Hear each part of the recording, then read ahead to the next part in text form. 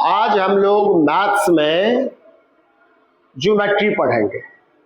बोलचाल के भाषा में ज्योमेट्री कहते हैं, और यदि देखा जाए स्पेलिंग के हिसाब से तो जियोमेट्री।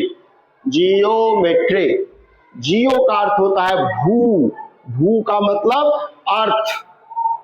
ये जो धरती है, तो धरती को नापने के लिए, खेत को नापने के लिए, जमीन को नापने के लिए ही यह जो गणित का एक शाखा है, इसका विकास हुआ है।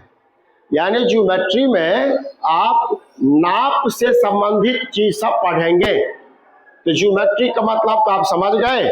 जियो मतलब हो गया भू, धरती, और मेट्री हुआ मेट्रोन से नापना उसको। तो कहा ज्योमेट्री, और इसके मूल में क्या है, तो नाप वगैरह है, जमीन वगैरह का। जियोमेट्री को हिंदी में कहते हैं ज्यामिति। तो बेटा हम हमेशा कहते हैं एक प्रश्न के साथ बहुत कुछ सीखना होता है। आप पढ़ रहे हैं गणित, लेकिन गणित के साथ आपको इंग्लिश भी सीखना है, हिंदी भी सीखना है। तो जियोमेट्री का जब आप स्पेलिंग सीख लेते हैं तो आप इंग्लिश सीख गए। ज्यामिति का जब आप हिज्जे सीख लेते हैं तो हिंदी भी सीख रहे हैं। इसमें आज जो हम लोग पढ़ेंगे, जो ज्यामिति का बेसिक है, जियोमेट्री का बेस है, लेकिन बहुत बुरा लगता है जब तुम लोगों से पूछते हैं और बच्चे जवाब नहीं दे पाते हैं। कोण के बारे में, तो कोण किसे कहते हैं, तो ये सब बेटा कोण है। बोलचाल के भाषा में इसको आप कोना कह दीजिए। ऐसा ही तो कोना होता है, ऐसा ही कोना होता है घर में, स्कूल में, इसी तरह के कोने होते हैं जिसको गणित में कोण कह दिया गया। कोण कैसे लिखते हैं या भी आप देख लीजिए। अब ये जो कोण बनते हैं ना, ये यहाँ पर 3 प्रकार हमको बताना है। यदि मैं पूछूं कि कोण कितने तरह के होते हैं, मैं नहीं पूछूंगा, क्योंकि कोण बहुत तरह के होते हैं। फिलहाल आपको हम कोण के मात्र 3 प्रकार बताना चाहते हैं। समकोण एक साथ लिखाया है, न्यून कोण और अधिक कोण। तीनों को लिखने पर भी ध्यान दीजिए। समकोण एक साथ, जिसको इंग्लिश में कहते हैं राइट एंगल। न्यून कोण अलग अलग, इंग्लिश में कहते हैं एक्यूट एंगल। और अधिक कोण अलग अलग, इसको कहते हैं ऑब्ट्यूज एंगल। इसीलिए मैं हमेशा कहता हूँ कि गणित का मतलब सिर्फ गणित नहीं होता, उसके साथ आपको इंग्लिश भी सीखना है, हिंदी भी सीखना है, और सारे विषय भी इसमें समाहित कर लेना है। हिज्जे में आप देख लीजिए, दीर्घ ऊ है न्यून में, तो आपको दीर्घ ऊ लगाना होगा।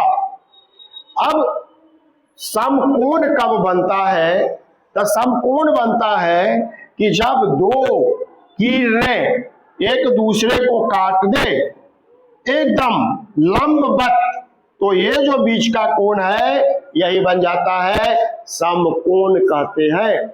इसी को शब्द को ऐसे करके काट दिया, ये बन गया समकोण, और इसको लिख दिया जाता है 90 डिग्री। अब तुमको 90 डिग्री क्यों लिखा, 80 डिग्री लिख देता। तो अभी आपके लिए ये प्रश्न नहीं है, ये बाद की बात है कि इसको 90 डिग्री ही क्यों कहा। अभी आप सीखिएगा कि जब इस तरह से 2 लाइन एक दूसरे को ऐसे कट करता है, तब यहाँ जो कोण बनता है वो 90 डिग्री का बनता है। तो ये 90 डिग्री का बन गया, और इसको हम लोग किरण कहते हैं। रेखा मत बोलिएगा, ये भी किरण है, रेखा नहीं है। और ये 90 डिग्री का कोण बन गया, नाम दे दिए ABC। यानी समकोण किसे कहते हैं, तो समकोण कोण का एक प्रकार है जिसकी माप 90 डिग्री होती है। हो गया। यानी समकोण किसे कहते हैं तो बना करके दिखा दीजिएगा और कहिएगा कि इसकी माप 90 डिग्री होती है। बस काम समाप्त आपका। समकोण लिखना सीख जाइए, इंग्लिश में सीख लीजिए। फिर आगे बढ़ते हैं कि ये तो ऐसे था समकोण, जब ऐसे झुक गया तो 90 से छोटा हो गया, या लिख दिए 60 डिग्री। नाप कर हम नहीं लिखे हैं, तो न्यून कोण का जो परिभाषा होगा वह कोण जिसकी माप 90 डिग्री से कम हो। तो 90 डिग्री से जब माप कम होगी तो उसे कह देंगे न्यून कोण। नाम दे दिए पी क्यू आर, क्योंकि आप कहिएगा कि हमेशा ABC देते हैं क्या? नहीं, नाम आप कुछ भी दे सकते हैं। शर्त यही है कि जब 3 अल्फाबेट आप लिखिएगा तो तीनों कैपिटल में होगा, ये सब सीखना पड़ेगा। और न्यून कोण को कहते हैं एक्यूट एंगल। अब ये आ जाइए अधिक कोण, और इंग्लिश में कहते हैं ऑब्ट्यूज एंगल। तो जब ये जो 90 डिग्री वाला 2 लाइन था, जब ऐसे हो गया, इधर बढ़ गया, तो इसको कहिएगा अधिक कोण। ये तो 90 को पार कर गया, नहीं तो मान लीजिए कि 105 डिग्री, नाप एग्जैक्ट नाप नहीं है इस पर, तो ये 105 डिग्री हो गया। यानी जिस कोण की माप 90 डिग्री से बड़ा हो, अधिक हो, नाम ही है अधिक कोण, अधिक हो लेकिन 180 डिग्री से कम हो, उसे कहते हैं अधिक कोण। आप कहेगा कि 180 डिग्री से कम क्यों? तो ये बाद में आप पढ़िएगा, क्योंकि 180 डिग्री भी एक कोण का नाम है। तो 3 चीज हमको मूल रूप से अभी आपको समझाना है, समकोण, न्यून कोण, अधिक कोण। आपको चित्र बनाने भी आ जाए, आपको परिभाषा भी आ जाए, आपको हिज्जे भी आ जाए, आपको स्पेलिंग भी आ जाए, और आप इतना बढ़िया से सीख सके कि आपके घर में यदि कोई बच्चा है इस स्तर का, तो उसको आप पढ़ा दीजिएगा, तब समझिएगा कि इस टॉपिक पर आपकी पकड़ अच्छी हो गई। आप हैं 5 क्लास में, लेकिन जीवन भर ये काम आने वाला है। दूसरे बच्चे को भी सिखाइए। लगता है कि सब कुछ समझ में आ गया होगा। अब इस पर हम कुछ क्वेश्चंस लेंगे और कुछ होमवर्क भी देंगे। Thank you.